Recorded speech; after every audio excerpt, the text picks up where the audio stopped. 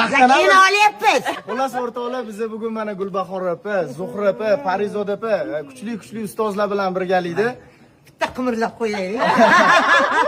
Olma filmini syomkasidamiz. Biz hech qachon o'ylamaganmiz, yoshligimizda televizorda ko'rib katta bo'lgan aktrisalarimiz bilan kelajakda birga ishlaymiz deb. Shuning orzu qilishda davom etinglar va o'zingizlarga ishoninglar. Bu Olma filmini ham mana Apple kompaniyasi olsa ish ketmas. Katta ishga qo'l urdik, shu sababdan Duo qilinglar. duo qilib turinglar-da. Yaxshi yangi janrda opalarga aytdik, yo'q deyishmadi, bularga ham yoqdi. Xudo xolasa sizlarga ham yoqadi degan umiddamiz. Bizani ko'rgan ekanlar Instagramda. Ha, ko'rdim, Instagramda ko'raman. Kinoga qo'l ursa nima bo'ladi? Battar dabdala bo'ladimi yo ozgina o'sish bo'larmikan? Yo'q, hamma narsa aql bilan qilinsa hech narsa yomon bo'lmaydi. Qo'ldan kelgancha aqlli ishlatib, hozirgi zamonga moslashib film olamiz. Xudo xolasa yaxshi chiqadi. Inshaalloh. Rahmat sizlarga. Gulbahor opa, rahmat. Bitta qarsak olasiz.